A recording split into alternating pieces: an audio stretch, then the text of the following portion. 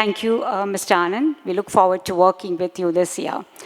I now invite Mr. Ashok Bharat, past president and mentor, dispute resolution at Bombay Chamber and director, Bata India Limited, to the dais to introduce our keynote speaker for today evening.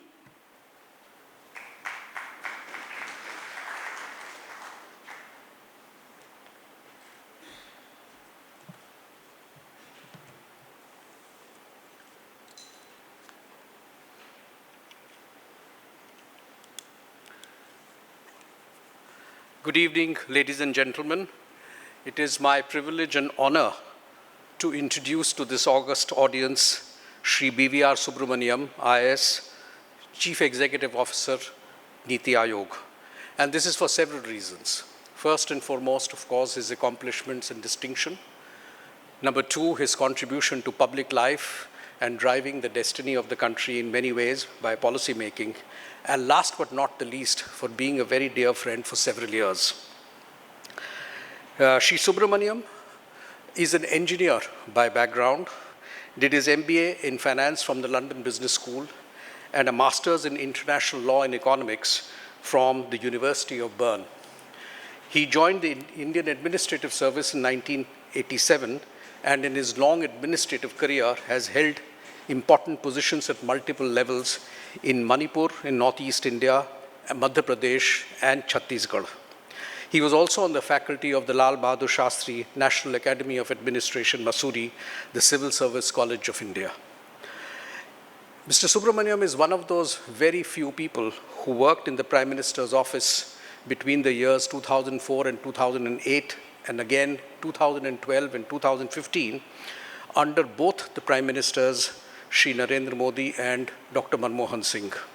In this period, he was closely involved in shaping India's developmental journey. In 2015, he took over as the Principal Secretary in the Home Department of Chhattisgarh, which was at that time plagued by left-wing extremism, and over 3 years was instrumental in controlling the left-wing extremism activities. In 2018, he was made the Chief Secretary of Jammu and Kashmir, following the collapse of the coalition government, and over the next 3 years, oversaw the constitutional transformation of Jammu and Kashmir. He worked as the Commerce Secretary of India from July 2021 before retiring in 2022. Besides many other accomplishments and distinctions, which I will not read out, he has also published a book called The Conduct in Government and a research paper, Investment Incentives and Multilateral Disciplines. Please join me in welcoming Shri Subrahmanyam. Sir.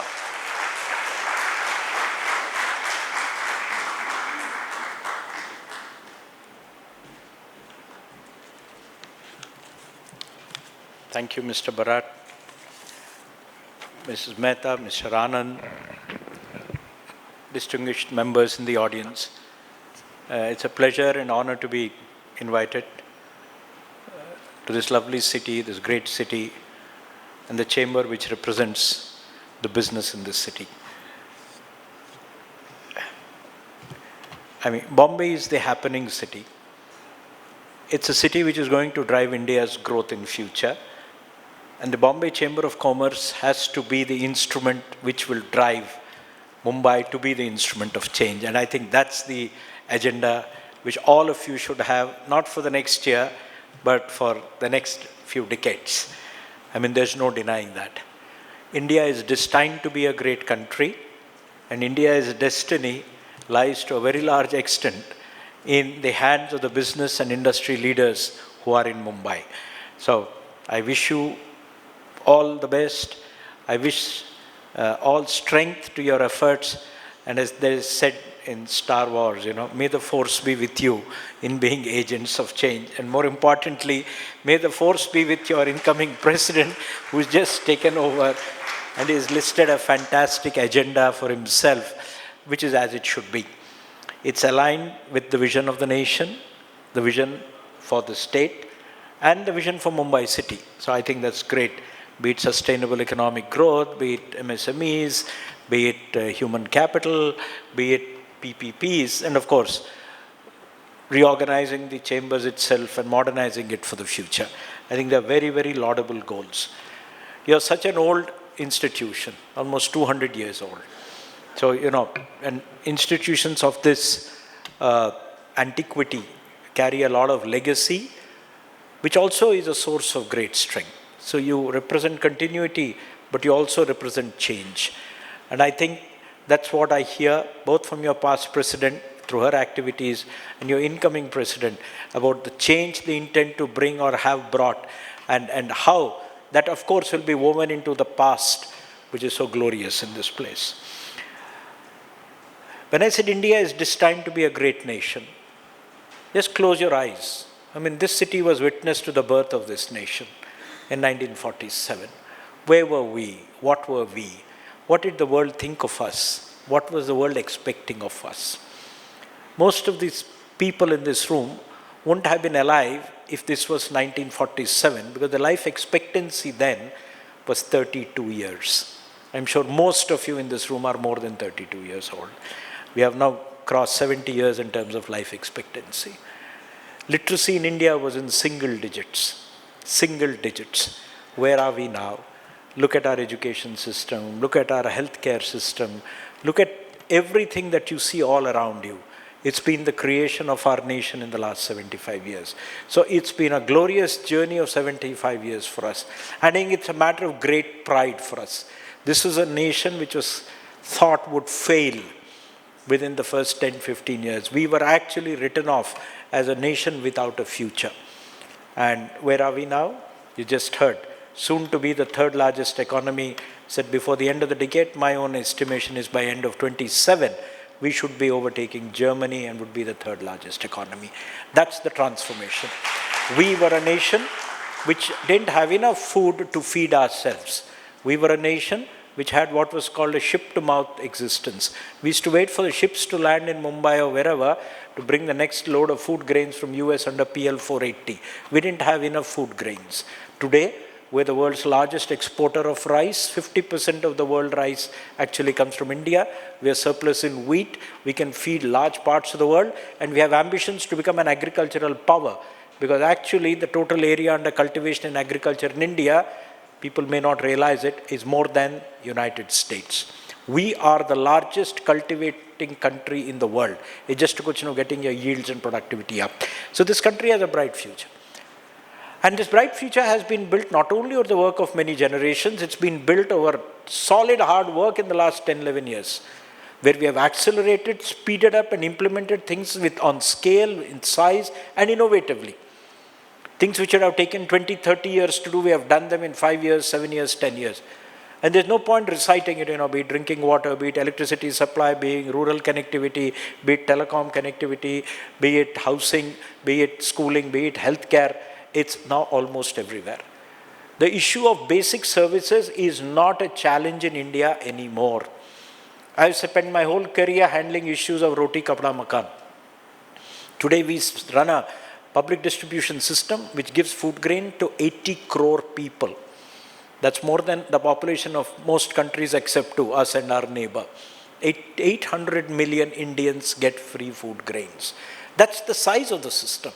I'm pretty much leak-proof. That's the credit. And so on and so forth. I don't want to recite. But we have demonstrated that if we want to do something, we can actually achieve it. And in the process, what has happened? We have lifted 25 crore people out of poverty in the last 10 years. That's 250 million people. It's an unthinkable number. Today, extreme poverty in India is not just in single digits, it's below 5%. Not my figures, the World Bank says that. And that too after they've raised the cutoff from $2 a day to $3 a day. If you take it at the old $2.15, we are closer to 3%. Extreme poverty is not an issue. We are no longer a low-income country or a least developed country. We are a middle-income country with aspirations to become a developed nation. And all credit to our Prime Minister who has envisioned that the journey of development doesn't stop here. It continues. You've achieved one target, you put a next target. You're all in the corporate world. You are never satisfied with last year's goals being met this year, right? You'll always look at something more, either incremental or transformative. I think in India, we need to be more ambitious, so we are aiming for transformative goals. Make India a developed nation by 2047, the 100th year of our independence, which is a developed nation means we need to have a per capita income of $14,000 plus. We are about $2,500 to $3,000. So raise our per capita GDP by about 6 to 7 times. What does that mean as an economy? Make India a developed nation with a GDP of $30 trillion. This will be a nation whose population, we know that already we are at a level where we are stabilizing. The total fertility rate of India is below 2.1. That's the replacement rate. So a population which is about 140 crores will stabilize around 160 crores. Therefore, at that GDP per capita and that population, this will be a $30 trillion economy. That is what the dream of Vikasit Bharat is. It's a dream not of one man, not of a government, not of a political class. It's the dream of the nation. And in a way, that's the dream we have to deliver to the people of India. And I think they deserve it. And there is no way the people of India cannot be developed. We have the intellect, we have the IQ, given the right environment, given the right setting, I think the people of India can certainly deliver a Vikasit Bharat. Vikasit Bharat has to become a national movement. Every person should feel he or she can drive the growth of India into becoming a developed nation. And when I hear the ambitions of the Bombay Chamber of Commerce in terms of the agenda for next year, I think it actually gives you a lot of hope.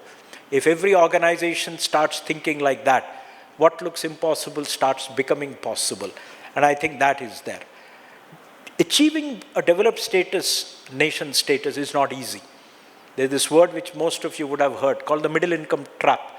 There are about 100 countries were actually at the middle income level in 1960s. The World Bank did a study. Only 13 of them, 50 years later, moved from middle income to developed income status. Just 1-3 out of 60 countries, less than 20%. Who are they? Known names: Korea, Singapore, Chile, Poland, Spain, etc. So the possibility of becoming a middle income country is a very difficult one. But if we are determined and we know the challenge, first you need to have a goal. And after you have a goal, you need to work out a roadmap to reach that and systematically solve for it. And I think we can do it. And as a nation, the last 10 years, we have demonstrated our capability in doing it. And I think if we all put our hands, our shoulders to the wheel, we can do it. What does a Vikasit Bharat mean? The country has developed a strategy. There are 3 or 4 large components in trying to make India a Vikasit Bharat. First is the individuals. We have a lot of strengths currently. One of our strengths is our demography. It's not just the numbers. We are young. Our median age in India is 29. And at 29, you're one of the youngest countries in the world. Our neighbors' population, median age is 39. United States is 38. We are much younger. There are nations whose median age is actually closer to 50. Korea, Italy, Japan. We are going to be the biggest supplier of a youthful workforce for the next 25 years. What does it mean? We need to invest in people to capitalize on that. So I was very happy when I heard one of the pillars, one of the themes which Bombay Chamber has picked up is human capital. If I was asked, you have only a small amount of money and you're going to put your money on one item, what would you put your money on? I'll put it on human capital. Because that is enough actually to take care of half your problems. And if you see the differences in India, you will see that the states which are actually having better education systems, invested more in people, education, healthcare, etc., are the ones which are actually growing faster. You remember 30, 40 years ago, the South was being criticized for private engineering colleges, and it was supposed to be money-making rackets. Well, think of it. What has made the difference? When you ask, a lot of you are industrialists, most of you are manufacturers. If you want to set up a factory somewhere, what are the first thing you'll look for? Is there going to be a workforce which is adequate? So you won't go and put your factory in Timbuktu, right? It may have all the incentives and all the power supply. Where are the people who are going to work? So I think human capital is very, very important. And that's critical to making India Vikasit Bharat. Invest in human capital, and we have certain plans for that. Expanding the university system. Numbers in India are mind-boggling. Mind-boggling. If you look at 2047, we have to have a higher education system which will have 9 crore students. That's roughly 2.5 to 3 times what it is now today. We have roughly 2.5 crore in higher education. That means 1,200 universities which we have in India are not going to be adequate. Maybe we need 2,500 universities, or universities which teach in new ways, different ways, online education, that's there. But that's only if half the people go to college. What about the rest? The rest will need to have skilling. And there's again a lot of investment. The government of India is of course addressing it. There's a Skill India 2.0 which has just been approved. But skilling is a massive exercise. I mean, again, people who are in industry, manufacturing, that's what the membership of this organization is. What is the other thing you want? You want workforce which is not just literate, but actually can do things. And I think that's very, very important. The government is working to do that. So human capital is one big thing. And the third thing in human capital is actually the gender divide we are seeing. Women's participation in the labor force in India needs to actually get bumped up. I get 20% more women into the workforce, I will actually get a 1% extra growth in my GDP. That's as simple, it's mathematics, it's not economics there. And I think that's very, very important. We don't have enough women working. 40% of women in the workforce in India are in one state. That's a statistic to remember. Why not women elsewhere? What does it mean? Women, skilling, providing childcare services, make it safe, make travel easy, and that's how women get into the workforce. And mind you, when you see those huge factories in China, Southeast Asia, who do you see on the shop floor, by the way? 90% actually are women. You go to the Foxconn factory or Wistron factory in Bangalore, Chennai, who do you see? I mean, women, that's it. I mean, I myself, I used to be Commerce Secretary, we used to run SEZ, we had a shoe factory, Nike shoes are made there, Taiwanese company, somewhere in interior Tamil Nadu. I mean, it's absurd. I mean, 33,000 people in the factory, 1,000 men, 32,000 women.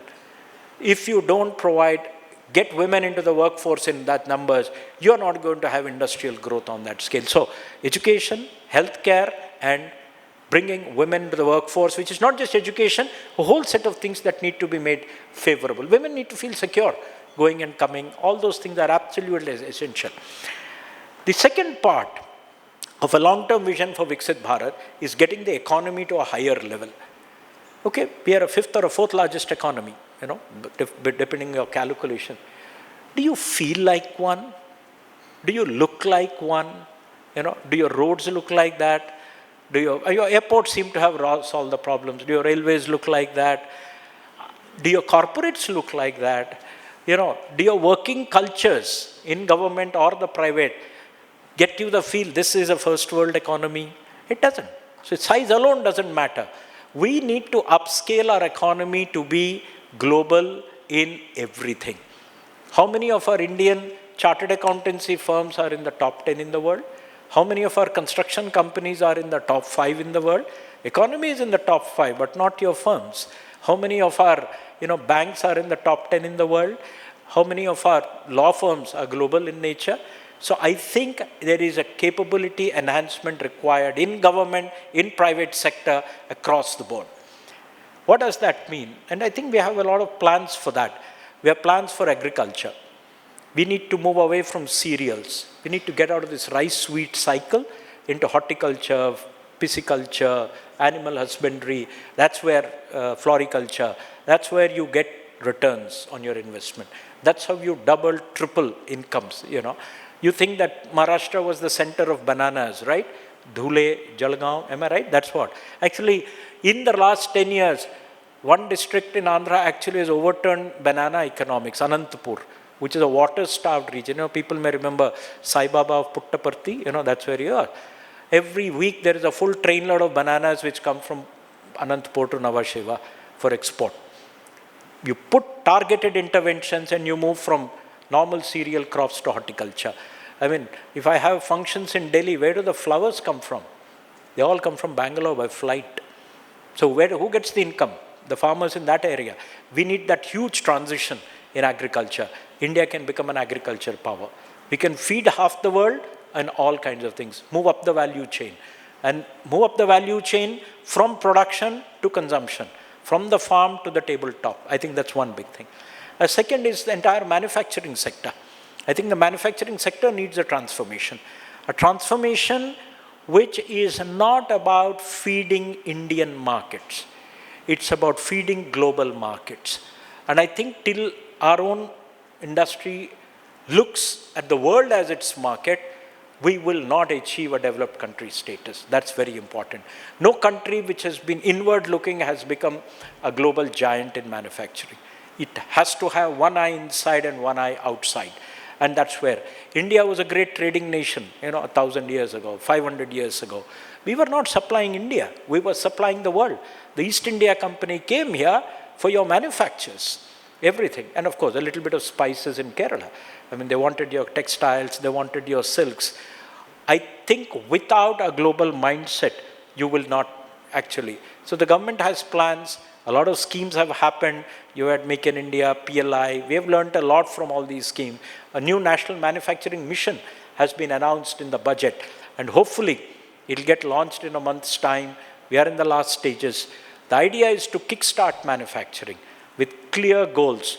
That when we have a $30 trillion economy, 1/3 of that should be manufacturing, at least 30%. So we're talking of an $8 to $10 trillion manufacturing ecosystem. That's huge. We are roughly today $500 billion. From half to 8 to 10, that's a growth of 15 to 20 times. But it can be done. People may wonder, in this kind of a geopolitical system, is there space for a country of this size to be a global manufacturing power? Of course. A lot of space will get vacated, is getting vacated. The question is, the early bird gets the worm. You've all heard about China +1, China +2. The question is, how much of that is being grabbed by India? So I guess the National Manufacturing Mission's job is to break barriers, get India into global value chains, get India into being a global supplier, being a safe, valued supplier, friend-shoring to India, I think that's the big thing, and I think we're going to work on that. The third area which is going to be we're working on is services. After all, half the economy is going to be services. But when I say services, we always think of just one sector, which is what? IT. And IT has been a darling and a top performer in the country for the last 20 years. There's no doubt about it. But is that the only services sector? There are huge numbers. There's something else which has grown in the last decade or so, which is GCCs, Global Capability Centers. Maharashtra and Pune is one of the leaders in that. Bangalore, Pune, Hyderabad, this is where this is growing massively. But there are far more to services. We think of services as services for ourselves. So when we talk of education in India, we talk of education for ourselves. When we talk of healthcare, we talk of healthcare for ourselves. Beauty of services is labor intensive. And what does India have? Demography, which is hands, people. And services should be our strength globally. We're already strong. Our services share of global exports is twice the share of manufacturing exports. We need to expand services into other areas. We should become a global healthcare hub. We should become a global education hub. We should become a global construction hub. We should become a global tourism and transport hub. I mean, you can go into about 12 or so major classifications of services as far as the WTO is concerned. India should be a dominant player in all that, not just within India. It's also a place which will generate jobs. The beauty of services, it also generates jobs. For every dollar, rupee invested, services generates much more jobs. Why don't we think like that? And mind you, at a small micro level, these things are happening. I was just told in the afternoon that almost all the patients who come from Middle East for treatment, more than 80% land in Bombay for treatment and all that, right? So maybe a bit here and a bit in Hyderabad. I think these are the places where people go to. But if you look at the demand globally, it's going to be much, much more. Are we planning for medi-cities? Are we planning for educational hubs? Why should we be educating only our colleges? One of the things that worries me is, all private universities, we call them deemed university. Somebody abroad looks at it, they wonder, deemed university? Koi underhand hai kya? Do number. It looks very odd. No? You put a nice name and then say deemed university. So I think we need to reform and change and saying that our private universities are as good as the best in the world and, upscale them. So I think the services sector is something which needs to be focused on. I think NITI is also working on that. Another area which is equally important, which we keep forgetting, and I think is very contextual for you, is cities. Growth in India is driven by cities, economic growth. And as you go ahead, by 2047, half of India will be in cities. So if you look at the population of cities today, it's about 30%. It will go up to 50% on a slightly larger base. We are going to get about 20-25 crore more people into cities. How are we going to manage it? Have we thought of it? It's not about cities master planning. It's actually using cities to drive economic activity, which means plan for new people to come into cities also, for which NITI has actually started a program called Growth Hubs. And we are preparing economic plans for cities. We have prepared one for Mumbai, which was released last August, and it's getting implemented at full speed. And I have a friend in the room who's Mr. Shri Shankhi, who's worked through his institution, Institute of Sustainability, Employment and Growth, in developing that. We have done one for Surat, we have done one for Varanasi, we have done one for Vishakhapatnam. Cities at different levels. We hope to pick up more cities, Pune, Nagpur, other places also. But that is an economic roadmap for Mumbai. That from a city of $200 billion, you actually start competing with New York. 20 years down the road, you should be talking of a $1.5 trillion city economy. That's what cities in the world are. New York is bigger than many countries' GDPs. New York is bigger than Spain. Tokyo is bigger than similar countries. I think that's the way Bombay should be going. We have released that plan.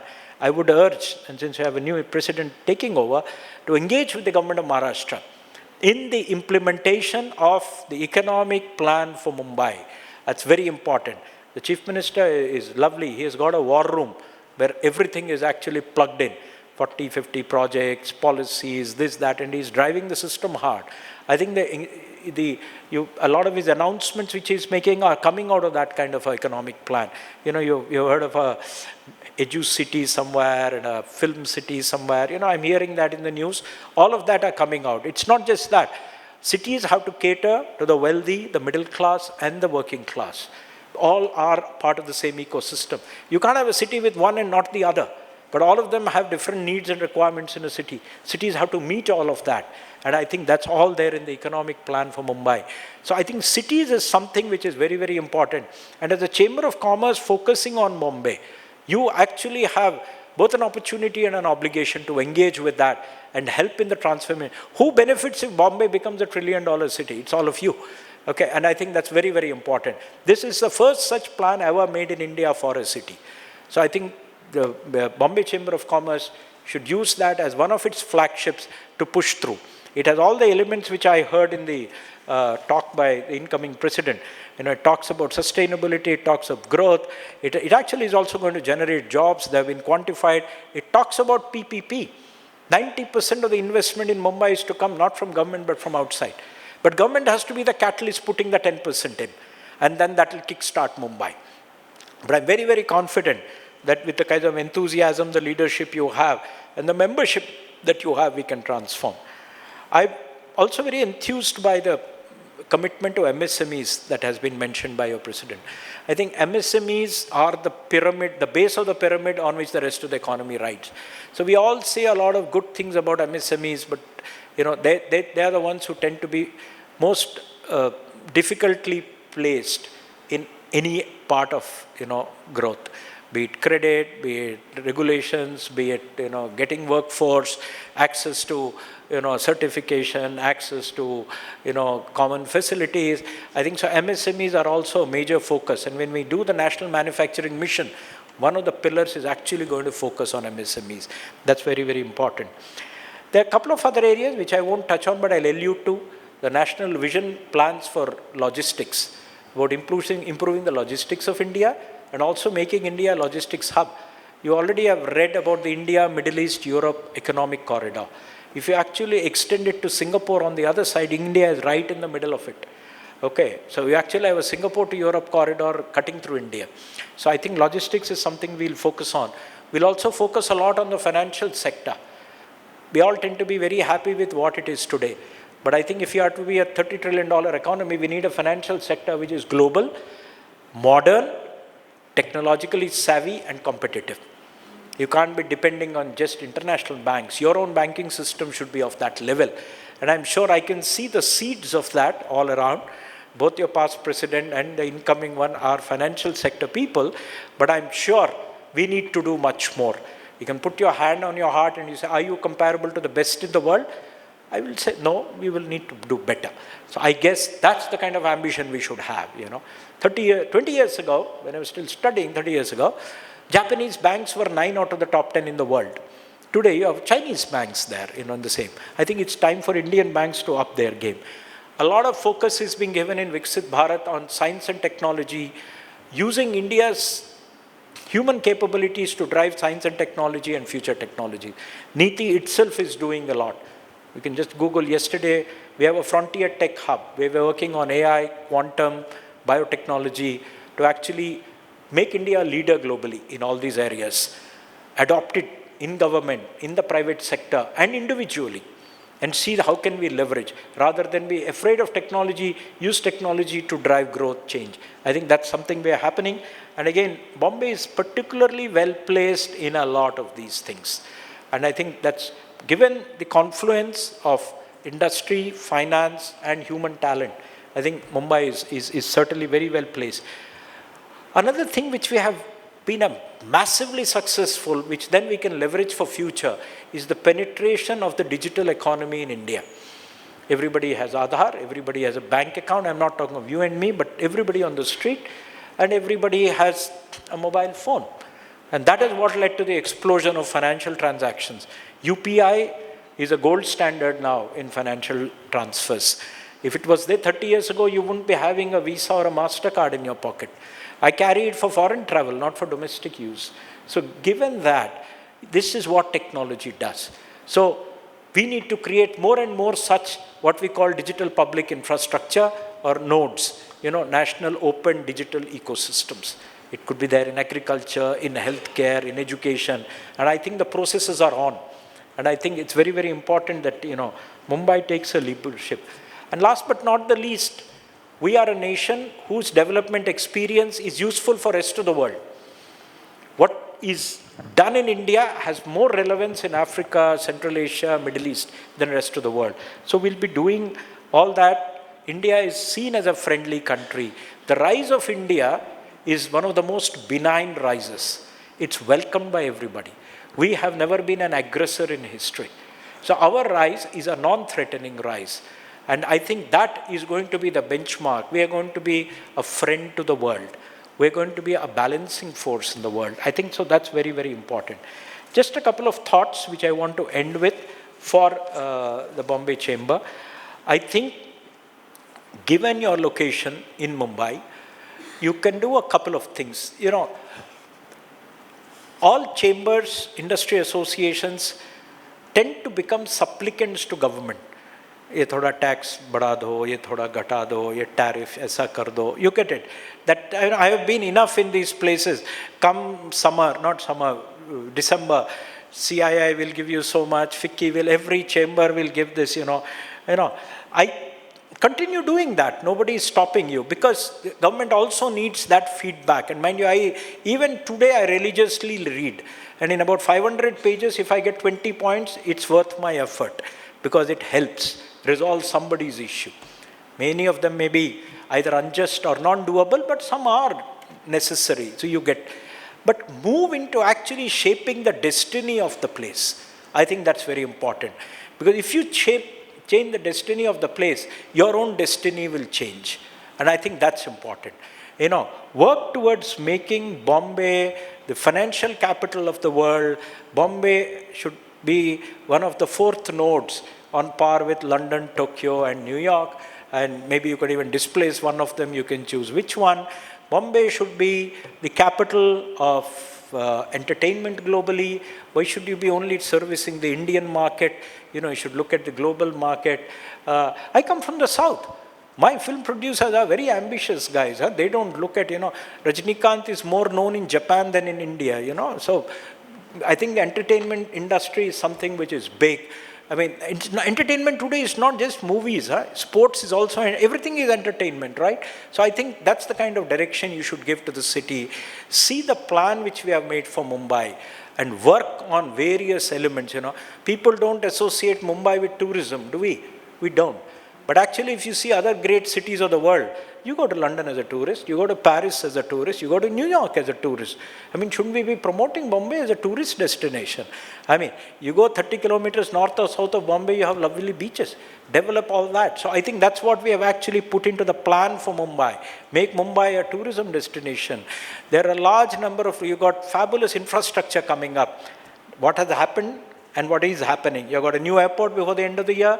You're getting a Rotterdam-sized port in Wadhavan. I mean, you can be the logistics hub of India. And guess, logistics is a major driver of growth. So I think work with the state government to see that this whole thing fructifies. And if that fructifies, let me tell you, each one of you in your own sectors will do well. You will find more and more opportunities for you in your sectors or flanking sectors, and you will leave this city a better place for your own children and grandchildren. That's all. I think I've spoken enough. Thank you very much. Thank you, sir, for your kind words. So with your kind permission, can we take a few questions from the audience? Sir, can we take a few questions from the audience? Just one or two. Please be concise and to the point. Thank you. We have Mr. Munot here. Yeah, thank you.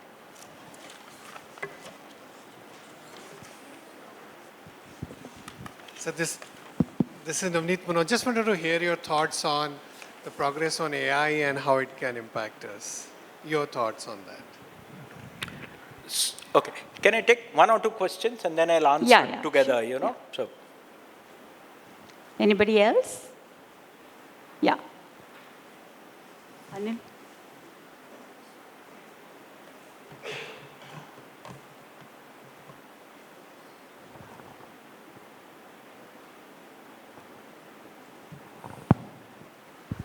So yours was an excellent presentation. I'm Pramod Shah, member of the Bombay Chamber. Sir, I want to ask you that economic progress is being done very well, but how about the political situation, which is very much disturbing, and it slowed down the economic progress, sir? Your suggestion to improve the situation, sir? So you're talking the geopolitical situation? Yeah.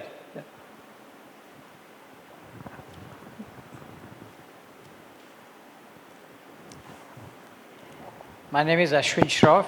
I would like to compliment NITI Aayog for taking wonderful initiatives in critical areas like critical minerals, semiconductors, rare earths, etc. I am part of the chemical industry and we see a lot of opportunities in being part of that. So thank you very much for that. One more here. So my name is Joshua. You are making a lot of efforts in technology front and AI and so many things. Is it not the right time for us to explore interoperability within the government so that the achievement of ease of doing business ranking we can go up? In trade facilitation agreement, we expected that we will be saving a global trade cost of approximately 13%. But if you see OECD has projected, in spite of India being a TFA country, we hardly achieved 4%. So it's not only the infrastructure alone, how NITI Aayog is making some efforts, why we cannot remove those bureaucrats and bring an interoperability culture in India. One last. Mr. Anirban. Straight. Yeah, sorry, sir. I'm Abhay Udeshi. So the question is on agriculture.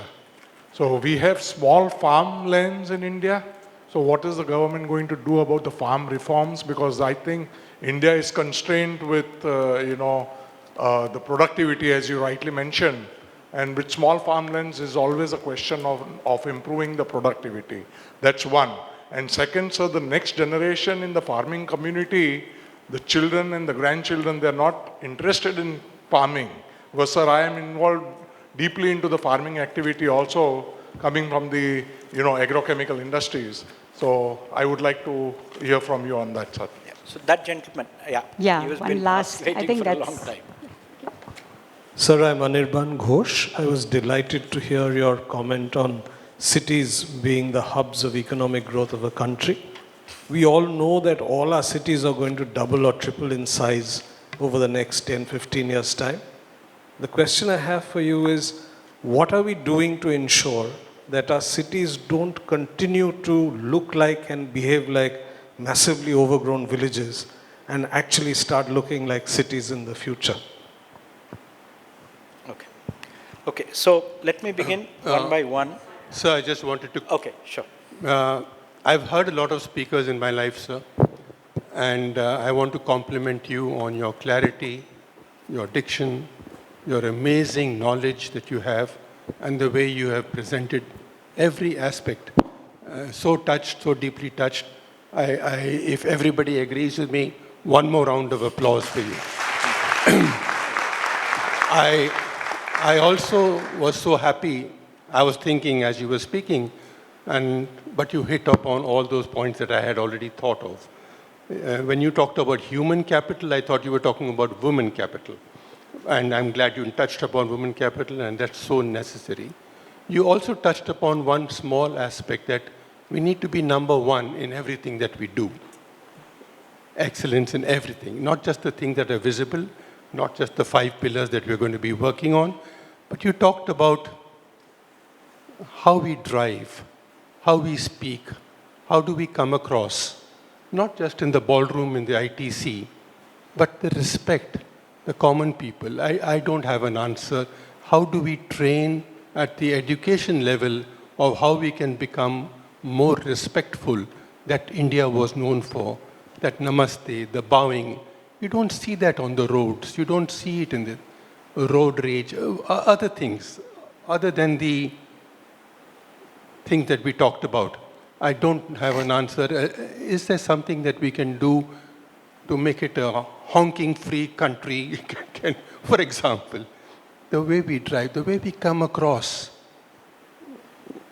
But thank you so much. You're amazing. Yeah. Amazing. Thank you. No. Sir, one last question. Manish Panchal, ex-head of Tata Strategy Management Group. I'm on board of few companies.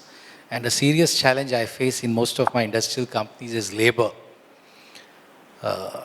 India being so populous, but frankly speaking, we don't get quality labor.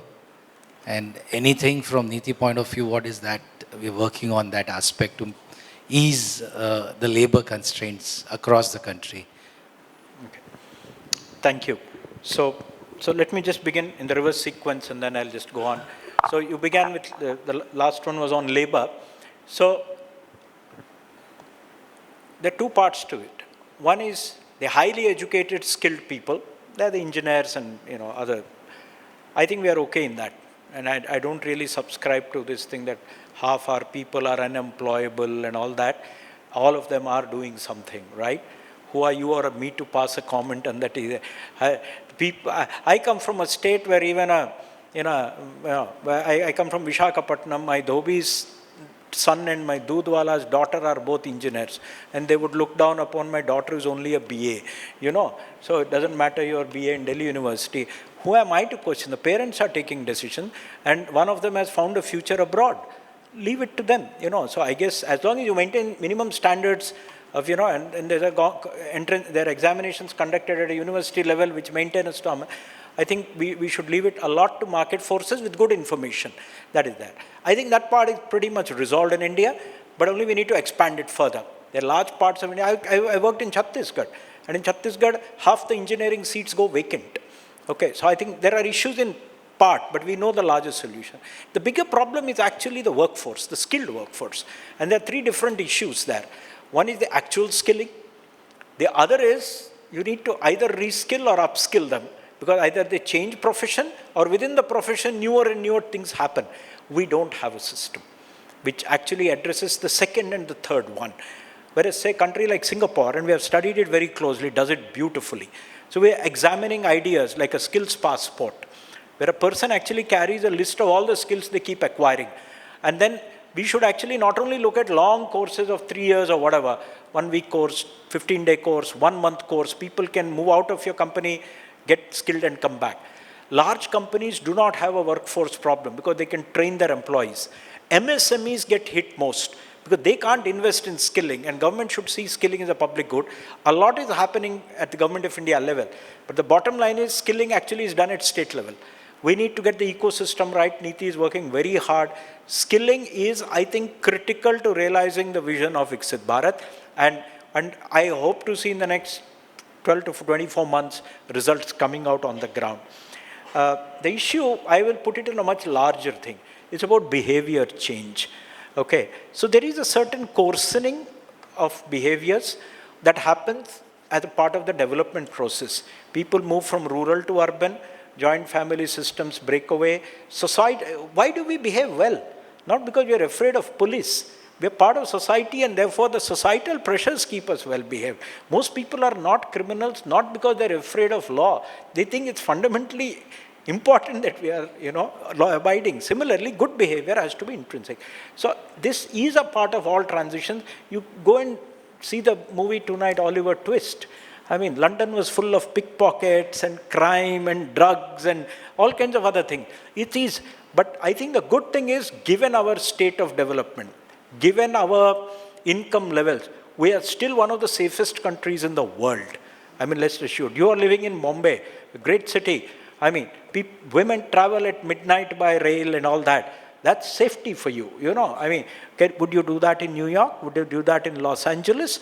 I'm very, very doubtful. I've lived there for 2 years. And, at night, either in your car or a taxi, you won't take a public transport, So this is a good thing. But you're right. We need to be changing our behavior. A lot of leadership is being provided by the Prime Minister. Which Prime Minister in the world would actually talk about Swachh Bharat and don't, defecate on the roads and have toilets at home or use public toilets? It has led to a remarkable improvement. So these are gradual nudges, One day we'll have to start telling people, don't hang your clothes on your balcony because, it spoils the facade of the city. I guess these are things we will address one by one. And once society starts growing up the income ladder, you will see a lot of that change. I can see that change. I was collector in a district in Madhya Pradesh, Dhar, next to Indore. Indore has consistently been the cleanest city of India for the last 10 years. I'm desperate to go and see what is the magic they have done. I know what they have done. I've seen movies, I've shot films on that, but it is doable. That is it. So cleanliness, hygiene has got into our behavior. What you're talking of is attitude, how we interact with each other. I guess, so I think these things will happen as we go along. And I think as societal leaders, we can inculcate, these things among people. I heard about agriculture and agri-reforms. I tell you, agriculture transformation does not hinge upon reforms. If you read too much of pink papers, you will hear these words, reforms, this, that, etc. I'm telling you, you go to Karnataka, do you hear anybody talking about agri-reforms there? No. The change in agriculture in Karnataka is already happening. They're out of these rice cycles. You go 100 kilometers around Bangalore, it's either flowers or it's vegetables. You got this vegetable called gherkin, which is gherkin or whatever, and it is exported. 2,000 crores of gherkin is exported straight to Europe from Bangalore. It didn't even exist as a crop 20 years ago. What had happened? You need infrastructure, you need air connectivity, you need cold storages. The farmers will change. We have actually not invested in the chains. And the agriculture transformation will happen. And mind you, there is this startup there, Ninja Cart, which brings straight things from the farm to the retailer. And that is it. So I think technology and human ingenuity will change agriculture a lot. So we don't have to be hung up on reforms. You get the point. So, I mean, in some parts of the world, milk is supplied by corporates. In India, it's the cooperatives who do it. It's a very different organizational structure. So I think we can resolve that. I heard the question on interoperability. The way I understood interoperability you're talking of is, your ease of doing or whatever, one part doesn't talk to the other part, etc. I guess the National Manufacturing Mission's role is that, just cut through waste and make life simple, end to end. And I think that's it. A lot has happened. In the last 10 years, we have removed about 1,300 plus laws which are, expired. We have reduced criminalization of, offenses. But I think a lot needs to be done. It will be done. Chemicals, thanks for what you said. But in chemicals, just want to tell you, in the next 10 days, NITI is coming out with its third report on global value chains. We have one on auto components, we have one on electronics, the other one is on chemicals. India actually has the potential to be a major global chemical player. We can have 3 or 4 Jurongs in India. On the geopolitical part, look, I'm not a wise man, and I shudder to predict anything because I don't think anybody can predict what's going to happen 24 hours from today. But having said that, India is in a sweet spot. There is nobody in the world who wants India to fail. I think the world wants India to succeed. if it is for us to make that happen. And I think, as I said, the rise of India is a benign rise.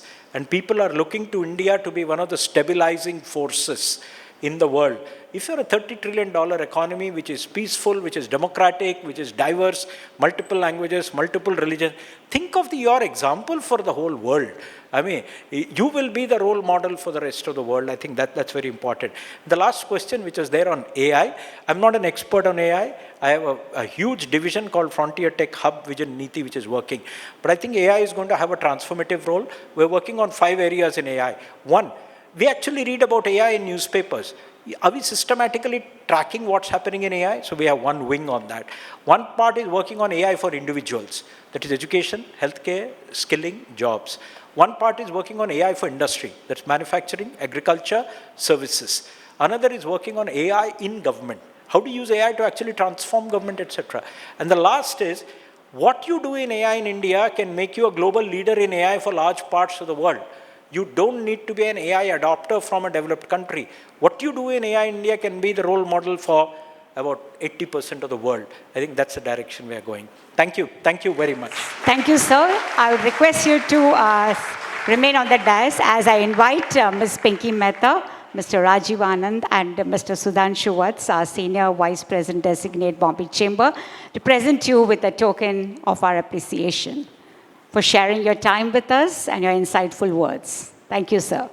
A huge round of applause for Shri Subrahmanyam.